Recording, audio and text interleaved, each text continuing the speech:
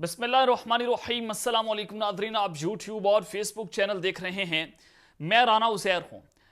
नाज़रीन का इमरान खान माइनस फार्मूले पर काम तेजी से जारी है और लेवल प्लेइंग फील्ड के लिए जिस तरह से इस्टेब्लिशमेंट ने नवाज शरीफ और शरीफ खानदान की सहूलतकारी की वो भी बेमिसाल है। तो इस सब के अंदर मैं कुछ बड़ी खबरें लेकर आपकी खिदमत में हाजिर हुआ हूँ कि अल्लाह हक है, सच का खुदा है, झूठ ने एक जनाब आपके सामने बेनकाब होना ही होना है। आप ज्यादा देर तक किसी को भी बेवकूफ नहीं बना सकते। तो जनाब इस सब के अंदर आज इमरान खान साहब की सजाए मौत की सजा जो है वो मुअत्तल हो चुकी है और कप्तान की अदालत पेशी ने जिस तरह से आज हलचल मचा कर रख दी। साइफर केस का मामला आज जो है वो कप्तान के वकीलों ने उड़ा कर रख दिया है, उधेड़ कर रख दिया है। उस हवाले से बड़ी इंपॉर्टेंट डिटेल्स हैं वो जनाब मैंने आपके सामने रखनी है कि अब कप्तान अदालत पेश होने जा रहे हैं। किस तरह से आज इमरान खान साहब के वकला ने पूरी गेम का पांसा पलट दिया, इस हवाले से अहम तरीन तफसीलात हैं वो जनाब मैं आपके सामने रखूंगा। और फिर दूसरी जानिब अडयाला जेल जो है जहां पर इमरान खान साहब को अब रखा गया है, रावलपिंडी की जेल है। तो अडयाला जेल में अचानक से सिक्योरिटी को बढ़ा दिया गया है, सिक्योरिटी रेड अलर्ट हो चुकी है। किस चेयर की आमद है कि रन कांप रहा है। तो जनरल आसिफ मुनीर साहब की हंगामी एंट्री क्या होने जा रहा है, इस वक्त अडयाला जेल में किस किस्म की नकलो हरकत देखने को मिल रही है, आखिर वजह क्या है, हकीकत क्या है और कौन सी बड़ी मुलाकातें होने जा रही हैं, ये तमाम तर डिटेल्स आपके सामने रखूंगा। लेकिन अगर आपने चैनल को सब्सक्राइब नहीं किया, चैनल को सब्सक्राइब कर लें, बेल आइकन को दबा दें। आने वाली तमाम तर अपडेट्स आपकी खिदमत में बर वक्त पेश होती रहें। नादर काम सबसे पहले तो आपको बताना ही चाहता हूं कि आईएमएफ ने पहले पीडीएम की हुकूमत के साथ एक मुआहिदा किया और मुआहिदा करने से पहले वो साबिक वज़ीर आज़म पाकिस्तान जनाब इमरान खान साहब से जाकर मिले थे और उनके मिलने के बाद आईएमएफ की टीम जब खान साहब से मिली तो फौरी बात जो है वो आईएमएफ ने पाकिस्तान को जो है वो किस्त जारी कर दी थी। तो एक बार फिर से आईएमएफ का वफद पाकिस्तान का दौरा करने जा रहा है और रवा माह ये दौरा होगा और वफद पाकिस्तानी इक़दामात से मुतमिन हुआ तो $70 करोड़ की किस्त जारी करने की सिफारिश करेगा। तो जनाब दूसरी जानिब शेख रशीद साहब जो हैं तकरीबन एक हफ्ता होने को है, उनको अगवा कर लिया गया। किसी को कुछ नहीं पता कि वो इस वक्त कहाँ पर हैं, कौन उनको लेकर क्या है। ये इस वक्त एक ही चीज़ आपके सामने है कि एक ही एजेंसी ये काम कर रही है। फरक हबीब साहब का मामला, उस्मान डार हो, इन तमाम लोगों को मिसिंग पर्सन बना दिया गया है। एंकर इमरान खान रियाज 5 माह किसकी कस्टडी में थे, किस दिन को अगवा किया था, ये भी सब कुछ आपके सामने है। ये नाकाबिले बयान है, बल्कि आज पूरी कौम जानती है। जो नामालूम थे वो आज सबके सामने बेनकाब हो गए हैं और वो मालूम हो चुके हैं। तो अदालत का शेख रशीद को एक हफ्ते में बाज़ाब्त करवाकर पेश करने का हुक्म। आरपीओ साहब एक हफ्ते की वार्निंग है, तमाम अफसरान के खिलाफ मुकदमा दर्ज करवाया जाएगा। लाहौर हाईकोर्ट रावलपिंडी बेंच के रिमार्क्स तो जनाब अब एक हफ्ते के अंदर अंदर शेख रशीद साहब जो हैं उनको भी अदालत पेश कर दिया जाएगा। हालांकि शेख रशीद साहब के ऊपर ना तो कोई जनाब मुकदमा है, जो मुकदमे उन पर हुए थे वो जनाब उस पर जमानत पर रहा है। तो अदालत ने जनाब इस हवाले से दरख्वास्त गुजार वकला से शेख रशीद की गिरफ्तारी से मुतल्लिक बयान हल्फी तलब कर लिया है और जबकि शेख रशीद के साथ गिरफ्तार उनके भतीजे शेख राशिद और शेख इमरान घर पहुंच चुके हैं, यानी कि 2 उनके भतीजे जो हैं वो तो घर पहुंच चुके हैं, लेकिन शेख रशीद साहब अभी तक जो है वो अगवा हैं। और जनाब इस सब के अंदर जो जस्टिस सदाकत अली खान साहब हैं वो शेख रशीद साहब केस की समाअत कर रहे हैं। और फैजाबाद धरना केस में सुप्रीम कोर्ट ऑफ पाकिस्तान ने जनाब नजरसानी केस समाअत का 4 सफ़ात पर मुश्तमिल तहरीरी हुक्मनामा जो है वो जारी कर दिया है और कुछ दरख्वास्त गुजारों की अदम हाजिरी पर उन्हें एक और मौका दिया जाता है। तमाम फ्रीकैन केस से मुतालिक हकाइक बयान हल्फी के जरिए जमा करवा सकते हैं। केस की समाअत 1 नवंबर को होगी। तो जनाब 1 माह के लिए इस केस की समाअत को जो है मुलतवी कर दिया गया है। और जो सोच रहे थे कि काजी फाजिल साहब आते ही पता नहीं कौन सा बड़ा इनकलाब ले आएंगे, वो जनरल फैज हमीद साहब को सजा दे देंगे, वो ये कर देंगे, वो कर देंगे, तो जनाब आईएसआई ने इस केस को सुप्रीम कोर्ट में चैलेंज कर दिया है। अब ये मुकाबला है मिलिट्री एस्टैब्लिशमेंट का जुडिशरी एस्टैब्लिशमेंट के साथ, यानी कि अब आर्मी चीफ बा मुकाबला चीफ जस्टिस कादी फाइद ईसा।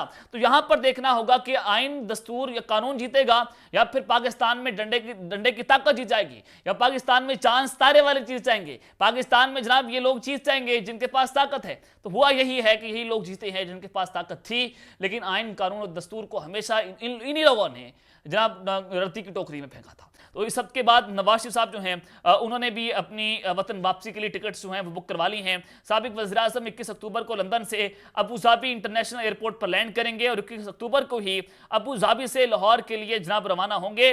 तो ये टिकट्स जो हैं वो कंफर्म हो चुकी हैं और नवाज शरीफ के लिए एयरलाइन की परवाज 243 की एडवांस बुकिंग करवाई गई है। और जनाब ये निजी एयरलाइन की बिजनेस क्लास के हवाले से खबरें आ रही हैं कि उन्होंने अपनी बुकिंग करवा ली है। तो जराये ने ये बड़ा वाज़ेह कर दिया है कि नवाज शरीफ साहब निजी एयरलाइन की प्रवास इलामा इकबाल इंटरनेशनल एयरपोर्ट पर शाम 6:25 पर लैंड करेंगे। यानी कि 21 अक्टूबर की शाम 6:30 बजे वो जनाब एयरपोर्ट पर लैंड करेंगे और फिर सीधा लाहौर मीनार पाकिस्तान जाएंगे, वहां पर इनका जलसा है।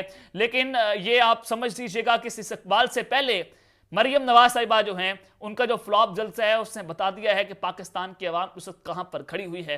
नवाज शरीफ साहब 100 बार वापस आए, 1 बार वापस आए, 1000 बार वापस आए, इमरान खान साहब की मकबूलियत का मुकाबला अभी ये करने के काबिल नहीं रहे। इमरान खान साहब ने इन सब की सियासत जो है उसको तबाह बर्बाद करके रख दिया है।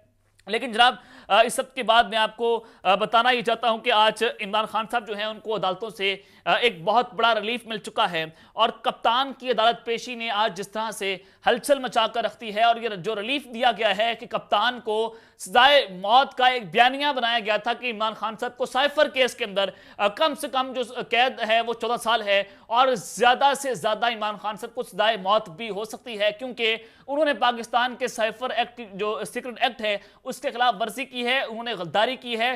तो गद्दारी के जुमरे में आकर उनको आर्टिकल 6 के ऊपर भी लटकाया जा सकता है। लेकिन जनाब मैं आपको यहां पर जो बड़ी खबर देना चाहता हूं, सबसे पहले आपको यह बता दूं कि वफाकी शरी अदालत में चेयरमैन पीटीआई इमरान खान की बुशरा बीबी से निकाह से मुताल्लिक नजरसानी केस जो है उसकी समाअत हुई और चीफ जस्टिस शरीयत कोर्ट इकबाल हमीदुर रहमान की सरबराही में 3 रुकनी बेंच ने इसकी समाअत की। शरी अदालत ने इमरान खान के निकाह के खिलाफ नजरसानी दरख्वास्त को खारिज कर दिया है और दौरान समाअत चीफ जस्टिस शरीयत कोर्ट ने रिमार्क्स किए कि शरीयत कोर्ट फैमिली एक्ट 1964 से मुतालिक फैसला दे चुकी है और शरीयत कोर्ट के फैसले के खिलाफ शरीयत अपील बेंच सुप्रीम कोर्ट में केस दे इल्तवा है। बेहतर है कि आप शरीयत अलीड बेंच सुप्रीम कोर्ट से रुजू कर लें। और जस्टिस सैयद मोहम्मद अनवर ने रिमार्क्स किए कि नजरसानी का इख्तियार सियासत महदूद होता है, समाअत महदूद होती है और इल्म किसी के मिरास नहीं है। जस्टिस सैयद अनवर ने रिमार्क्स किए कि दरख्वास्त गुजार शाहिद रुखजई से मुकालमा करते हुए उन्होंने कहा कि बेहतर है कि आप किसी वकील से मशवरा कर लें। दरख्वास्त गुजार मुकदमा साबित करने में नाकाम रहा है तो लिहाजा जनाब आप जो हैं वो उन्होंने दरख्वास्त जो है उसको खारिज कर दिया है। एक चीज तो यह कि इमरान खान साहब को इस गैर शरई निकाह केस के अंदर सजा देने के लिए उनको ताहयात नहल की का तलवार का सामना करना पड़ रहा था कि उनको यहाँ पर जो है वो नहल कर देंगे। लेकिन इमरान खान साहब जो हैं वो उनको आज अदालत ने इस केस के अंदर रिलीफ दे दिया है और इससे आपको अंदाजा हो जाना चाहिए कि जितने भी केसेस इमरान खान साहब के खिलाफ ये लोग बनाएंगे ये ज्यादा से ज्यादा भी अगर कर लें तो इमरान खान साहब को 1-1.5 साल के लिए जेल के अंदर रख सकते हैं और तमाम केसेस में इमरान खान साहब अपील के अंदर जाएंगे और अपील के अंदर वो तमाम तर बोगस केसेस जो हैं वो जनाब उड़कर रह जाएंगे। लेकिन साथ ही साइफर केस का मामला इस वक्त बहुत अहम हो चुका है और साइफर गुमशुदगी का केस है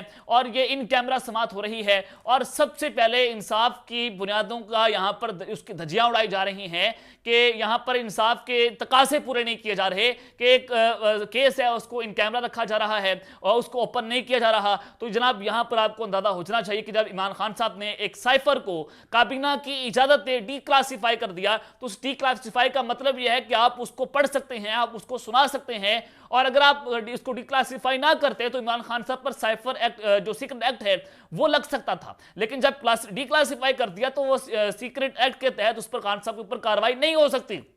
अब यहां पर खान साहब के ऊपर सीक्रेट एक्ट के तहत कार्रवाई हो रही है जो कि गैर कानूनी चीज है। ओपन अपील नहीं हो रही, ओपन कोर्ट में खान साहब की समाअत नहीं हो रही, ये गैर कानूनी है। तो यहां पर ही ये केसेस जो हैं वो उड़कर रह जाते हैं। लेकिन फिर भी इमरान खान और शाह महमूद कुरैशी को 4 अक्टूबर के लिए नोटिस जारी हो चुके हैं। ऑफिशियल सीक्रेट एक्ट अदालत ने बाकायदा ट्रायल का आगाज कर दिया और दोनों रहनुमाओं को पेश करने की हिदायत जो है वो जारी कर दी गई है। अब यानी कि परसों इमरान खान साहब को हिदायत ये की गई है कि आप जनाब अदालत के अंदर पेश हों। लेकिन जनाब अभी तक कोई इम्कान नहीं है, कोई सिक्योरिटी की इस वक्त तैयारियां नहीं की जा रही। लेकिन हो सकता है कि इमरान खान साहब जो हैं उनको 4 अक्टूबर को अदालत के अंदर पेश कर दिया जाए। तो जज अबुल हसन जुल्करनैन ने अहकाम जो हैं वो इस हवाले से जारी कर दिए हैं। अब जनाब मैं आपको बताना ही चाहता हूं कि इमरान खान साहब 4 अक्टूबर को अगर पेश हो जाते हैं तो एक तो उनकी झलक जब पूरे मीडिया को दिखाई जाएगी, जब वो सामने आ जाएंगे, उन्होंने मुक्का लहरा दिया, कोई स्टेटमेंट पास कर दी, कोई जुमला बोल दिया तो वो मीडिया की जरूरत बन जाएगा और फिर जनाब इनको लेने के देने पड़ जाएंगे। तो इसी खौफ से इन्होंने जनाब इमरान खान साहब को जेल से नहीं निकलने देना। अगर खान साहब की एक झलक भी आ गई वो पाकिस्तान की पॉलिटिकल डायनामिक्स को तब्दील कर देगी, पांसा पलट जाएगा, लोगों में गम और गुस्सा मजीद बढ़ेगा, क्योंकि इमरान खान साहब इस बहादुरी की वो तस्वीर बने हुए हैं कि जब उनकी शक्ल बाहर निकली पाकिस्तान की अवाम उनके लिए बेलोस उनसे मोहब्बत करती है, तो जनाब वो अवाम जो है फिर सड़कों के ऊपर आपको नजर भी आएगी। अब अडयाला जेल में जनाब जो सिक्योरिटी है उसमें इजाफा कर दिया गया है। जेल के बाहर तैनात जो नफरी है उसकी तादाद 50 से बढ़ाकर 103 कर दी गई है और अडयाला जेल सिक्योरिटी की ओवरऑल सुपरविजन एसएसपी ऑपरेशन जो है वो खुद करेंगे और पुलिस और जेल हकाम की मीटिंग के तनाजुर में सेंट्रल जेल के सिक्योरिटी प्लान पर रसानी की गई है, जिसके तहत जेल के इर्द गिर्द जो है वो जनाब पिकेट्स 2 से बढ़ाकर 5 कर दिए गए हैं और ये पिकेट्स दाहिल गांव और जेल गेट नंबर 5 दीरा मोड़ और सैगान फैक्ट्री और ढोक मंगा में लगाई गई हैं, जहां 24 घंटे नफरी मौजूद होगी। जेल के बाहर तैनात नफरी की तादाद 50 से बढ़ाकर 103 हो चुकी है और जनाब इस सब के अंदर हसास अदारों ने पाकिस्तान तहरीके इंसाफ की क़यादत और दर्जनों कारकुनों की मौजूदगी पर अडयाला जेल को इंतहाई हसास करार दे दिया था और एक रिपोर्ट के मुताबिक पाकिस्तान तहरीक इंसाफ की क़यादत 3 दर्जन कारकुनों की मौजूदगी पर अडयाला जेल को जनाब हसास करार देते हुए हसास इदारों ने अडयाला जेल की सिक्योरिटी प्लान असर नो गौर करने की सिफारिश जो है वो भी जारी कर दी थी। तो इस सब के अंदर हसास इदारों ने मुलाकात की औकात की पाबंदी और गश्त बढ़ाने की भी सिफारिश कर दी थी। तो जनाब ये सारी चीजें आपके सामने है कि अगर सारा कुछ है तो there is something wrong behind the bottom, क्योंकि ये गैर जरूरी जो नकलो हरकत दिखी जा रही है और ये सिक्योरिटी की सूरत हाल मैं आपको बताना ही चाहता हूं कि मोहम्मद रिदवानी और इजाजुल हक जो हैं उनकी 2 दिन पहले अडयाला जेल में इमरान खान साहब से पहली रात जो है वो मुलाकात की खबरें हैं, जिसमें इमरान खान साहब जो हैं उनको पाकिस्तान तहरीक इंसाफ की क़यादत से दस्तबरदार होने पर जोर दिया गया। इमरान खान साहब ने शर्त मानने से इनकार कर दिया और दूसरी शर्त अगले इलेक्शन में एस्टैब्लिशमेंट के हवाले से मुखालिफ बयानी से परहेज करना था और जबकि इमरान खान ने दूसरी शर्त पर रजामंदी जाहिर कर दी, लेकिन इस शर्त पर जबकि इमरान खान साहब जो हैं वो तमाम कारकुनान और रहनुमाओं को छोड़ दिया जाएगा, खान साहब ने उस पर जनाब रजामंदी जाहिर कर दी थी और इंतखाबात की हतमी तारीख जो है उनको कहा गया था दे देंगे, आप खामोशी इख्तियार कर लें, लेकिन उसके बाद जब एस्टैब्लिशमेंट को लगा कि खान नहीं मान रहा तो 2 दिन से जेल में जो है वो सख्ती बढ़ा दी गई है, बल्कि इसे सख्ती नहीं बल्कि गैर इंसानी सलूक जो है वो कहा जाए तो बेहतर होगा। इस वक्त इमरान खान साहब इंतहाई मुश्किल हालात से 2-4 हैं। वजह सिर्फ एक है कि वो शख्स ये बात कर रहा है कि झुकूंगा नहीं, मैं एब्सोल्युटली नॉट कहता हूं, क्योंकि वो उनको कहा जा रहा है कि आप पाकिस्तान तहरीक इंसाफ की क़यादत से दस्तबरदार हो जाएं। तो लेकिन ये एस्टैब्लिशमेंट के जो 2 लोग हैं मोहम्मद रिदवानी और इजाजुल हक साहब, ये जनरल आसिम अली साहब के कहने पर खान साहब से मिलने गए, यानी कि उनके ये रिप्रेजेंटेटिव थे, लेकिन इमरान खान साहब ने जनाब वो सारा कुछ मानने से इनकार कर दिया है। तो इट मीन्स के अडयाला जेल में कुछ बड़ी मुलाकातें जो हैं वो तो जारी हैं, लेकिन उसका खातिर ख्वाह को नतीजा नजर नहीं आ रहा, क्योंकि इमरान खान साहब जो हैं वो ये बातें मानने को तैयार नहीं हैं। तब तक के लेते हैं अपना ख्याल रखिएगा और इस संग अपना ख्याल रखने लाने के बाद पाकिस्तान जिंदाबाद।